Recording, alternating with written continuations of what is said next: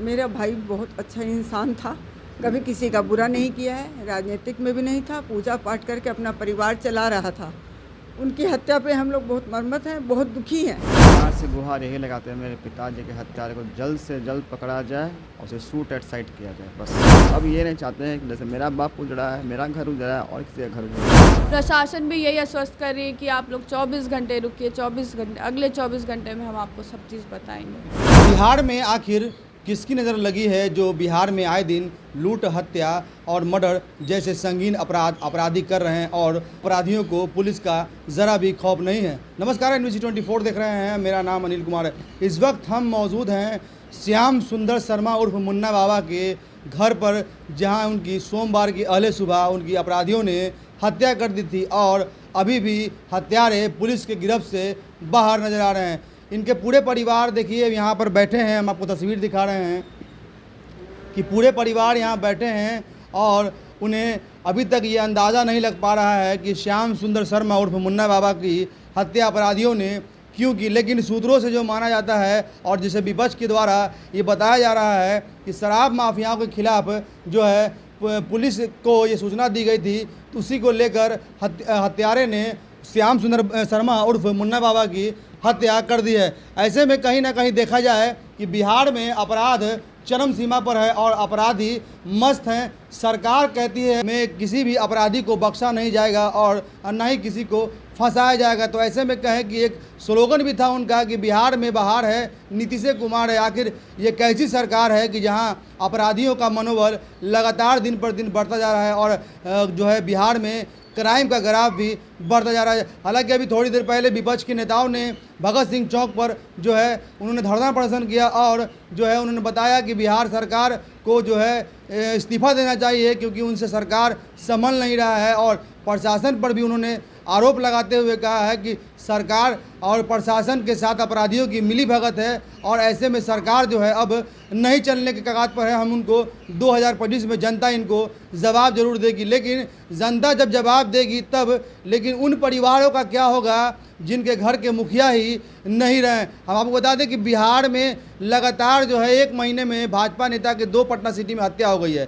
पहला हत्या जो है जहां अजय शाह की रात में सुधा बुध पर हत्या कर दी गई थी और दूसरी हत्या यानी सोमवार को कहें 9 सितंबर को जहां श्याम सुंदर शर्मा उर्फ मुन्ना बाबा की हत्या अपराधियों ने कर दी। यूँ कहे कि अपराधियों का देखा जाए तो मनोबल काफ़ी बड़ा है। ऐसे में जो है लगातार बिहार के पटना सिटी में जो पटना सिटी में गैसिंग का धंधा हो या फिर शराब माफियाओं का शराब बेचने का धंधा हो, लगातार फल फूल रहा है। ऐसे पुलिस भी उन्हें धरपकड़ करती है, लेकिन शराब माफिया को पकड़ने के बाद वो 2 दिन 5 दिन या महीने दिन में छूट जाते हैं और फिर से वो अपना काम शुरू करते हैं। यूँ कहें कि उन्हें शराब माफियाओं को कि पुलिस और प्रशासन सरकार का ज़रा भी डर नहीं है। हम उन परिवार से बात करेंगे जो काफ़ी गमगीन माहौल में जी रहे हैं और अपने जो परिवार का सदस्य खो देने के बाद वो काफ़ी आहत महसूस कर रहे हैं। हम पहले उनकी बहन से जानेंगे जो कोलकाता में रहती हैं, हम सीधा उनसे बात करेंगे। बताइए।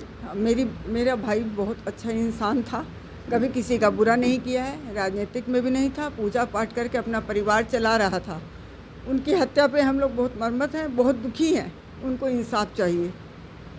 क्या लगता है अपराधियों का उनसे कोई दुश्मनी वगैरह था? उनसे किसी का भी कभी किसी से कड़े स्वभाव में बोले नहीं है, कभी किसी का गलत काम नहीं किया। बहुत मेरा भाई शांत स्वभाव का था।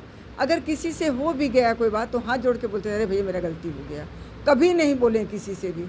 भाजपा के नेता थे और जो है वो पूर्व मंडल में अध्यक्ष भी थे बिहार भाजपा पटना सिटी के, और काफ़ी नंदकिशोर यादव जो स्थानीय विधायक बिहार विधानसभा के अध्यक्ष हैं उनके भी करीबी माने जाते हैं। ऐसे में ये जो हत्या हुआ था इस तरह से बिहार विधानसभा अध्यक्ष नंदकिशोर यादव या फिर सांसद पटना साहिब सांसद हों, उनके तरफ से क्या प्रतिक्रिया आई है अभी तक? अब क्या आई है तो वो लोग बता सकते हैं, लेकिन वो बोल रहे हैं इंसाफ मिलेगा, कब मिलेगा वो पता नहीं है।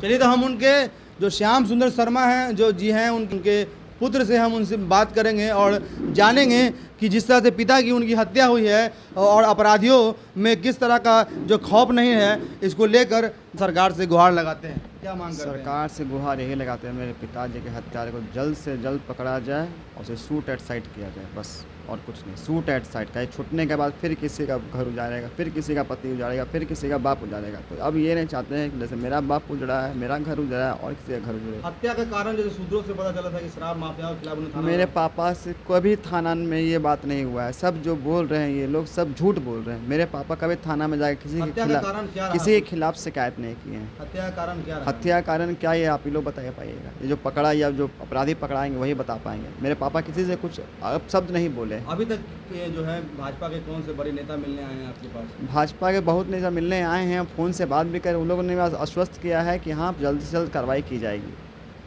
तो इन्होंने साफ तौर पर कहा कि ये बातें जो है कहीं ना कहीं अफवाह है। जो शराब माफियाओं के खिलाफ जो है पुलिस थाने में उन्होंने बताया था, ये कहीं से देखा जाए तो काफ़ी गलत है। और जो है ऐसा कोई पिताजी के साथ इनका कोई ऐसा बात नहीं था। लेकिन हत्या का कारण हम कहें कि अभी भी अस्पष्ट नहीं है। हम उनकी बच्ची से भी बात करेंगे और जानेंगे कि पिता की हत्या के बाद उन्हें जो है कौन कौन इनसे मिलने और क्या कुछ आश्वासन मिला है। आश्वासन तो बहुत सारे मिल रहे हैं, सब मिलने आ रहे हैं, लेकिन हमें रिज़ल्ट चाहिए कि आखिर है कौन। सब बोले कि अपराधी मिल गए हैं, सारी सूचनाएं मिल गई है, लेकिन कुछ भी क्लियरिटी नहीं हो पा रहा है कि वो है कौन, आखिर किया क्यों। ना रीज़न हम लोग को कुछ पता ही नहीं, ना हमने कोई बयान दिया है, ना हमने कोई एफआईआर कराया, ना हमारे पिताजी से कुछ बात हुई थी। ये सारी जो भी बातें सब अफवाहें हैं, हमने कुछ नहीं कहीं कहा है। ये जो भी है सब ऊपर ऊपर से बातें हो रही है, हमारे द्वारा कुछ नहीं कहा गया है। बस हमें ये चाहिए कि हमें क्लियरिटी मिले, या आखिर हुआ क्यों, किया किसने। जब अपराधी मिल गए हैं तो बात क्यों नहीं हो रही है, हमें कुछ बताया क्यों नहीं जा रहा है। प्रशासन की तरफ से क्या कुछ कहा? प्रशासन भी यही आश्वस्त कर रही है कि आप लोग 24 घंटे रुकिए, 24 घंटे, अगले 24 घंटे में हम आपको सब चीज़ बताएंगे। कितने दिन बीत गए अभी तक? अभी 48 घंटे बीत गए हैं बातों को। फिर बात चल रही है कि बाइक पकड़ाया गया, अपराधियों को गिरफ्त किया गया है, सूचनाएं जारी है, ये सेल काम कर रही है, वो सेल काम कर रही है, लेकिन अभी हमारे तक कुछ भी बातें नहीं पहुंच पाई है।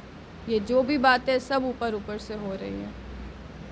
तो इन्होंने साफ तौर पर कहा है कि इन्हें जो भी यही बताया जा रहा है कि अपराधी जो है गिरफ्त में है और एक बाइक भी पकड़ाई है। आप बता दें कि श्याम सुंदर शर्मा और मुन्ना बाबा की जिस तरह से हत्या हुई है, पूरी सीसीटीवी कैमरे में पूरी तरह से यह मामला रिकॉर्ड हुआ है, जहां पर 3 लोग जो है मोटरसाइकिल से सुबह सुबह आते हैं करीब 4 और 5 के बीच में, और श्याम सुंदर शर्मा और मुन्ना बाबा जो एक मीन पर जो बैठे नज़र आते हैं और अपराधी आकर उन्हें सीधा गोली मार देते हैं और वहाँ से फरार हो जाते हैं। हालांकि यह एक भी अफवाह और चला था कि उनके चैन छीनी जा रही थी मोबाइल, लेकिन ऐसा कुछ मामला सामने नहीं आया। लेकिन परिवार वालों का ये कहना है कि अपराधी कोई भी हो, किसी रूप का हो, उन्हें पुलिस प्रशासन और सरकार सख्त से सख्त सजा दे। आपको बता दें कि शर्मा उर्फ मुन्ना बाबा की हत्या हुई थी, उस दिन बिहार विधानसभा के अध्यक्ष के नेता नंदकिशोर यादव ने दुख प्रकट किया था और बताया था कि मुन्ना शर्मा जी के जाने से उन्हें काफ़ी आहत हुई। इसलिए आपको बता दें कि मुन्ना शर्मा जो हैं वो भाजपा के नेता भी हैं और नंदकिशोर यादव के काफ़ी करीबी। अब देखने वाली बात यह होगी कि इतने बड़े नेता के साथ इनका जो है संबंध था और ऐसे में अपराधी जो है इनकी हत्या कर देते हैं। अब कब तक अपराधी पकड़ में आते हैं तीनों। प्रशासन बिल्कुल विफल है और सरकार में बैठे हुए जो लोग हैं और ख़ास करके पटना साहिब का जो प्रतिनिधित्व करते हैं, उनका भी ये जवाबदेही बनता है कि इस मुहिम पर आकर के इस केस को संज्ञान ले, क्योंकि ये लोग उनके लिए अपना तन मन धन निछावर किए हैं, पार्टी को खड़ा करने का काम किए, उनको बनाने का काम किया, लेकिन अभी तक ये लोग इनके घर पर नहीं आए हैं। ये बड़ा दुर्भाग्यपूर्ण है। मैं सरकार से और ख़ास करके स्थानीय विधायक जो विधानसभा के स्पीकर हैं उनसे ये खास करके निवेदन करता हूं कि इस गरीब ब्राह्मण को जो पूजा पाठ करके अपना जीवन यापन करते थे और उनके पार्टी के लिए काम करते थे, ऐसे निर्धन परिवार को अपने विधानसभा में एक नौकरी देने का इनके बच्चों को काम करे तो ये हम लोग के लिए बहुत बड़ी बात होगी। और इस मुन्ना शर्मा जी को जिनको हत्या हुई है उनके प्रति एक श्रद्धा अर्पित करने का काम किया जा सकता है। लेकिन सवाल ये है कि हत्याएं पटना सिटी में हो रही है, दिन पे दिन हो रही है, ज़्यादा से ज़्यादा हो रही है। 2 नेताओं की हत्या हो गई। हाँ, लगातार 2 नेताओं की हुआ है भाजपा के, और ऐसे जो कितने लोगों की हत्या हो रही है उसका संज्ञान आप लोग या हम लोग नहीं ले रहे हैं। पटना सिटी में हत्याएं और बलात्कार की घटनाएं बहुत हो रही है।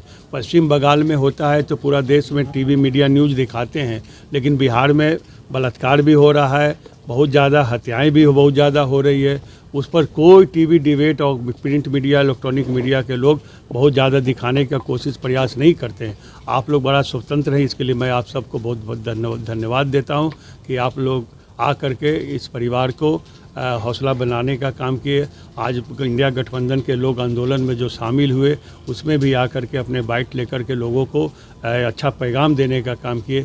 इसी तरह से पत्रकारिता का मतलब होता है कि आप निर्भय होकर के और निष्पक्ष काम करने का कोशिश करें।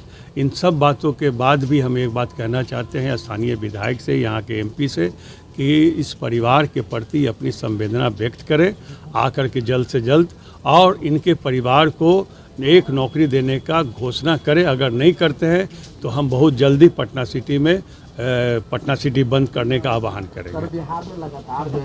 NBC 24 पटना सिटी से अनिल कुमार की रिपोर्ट।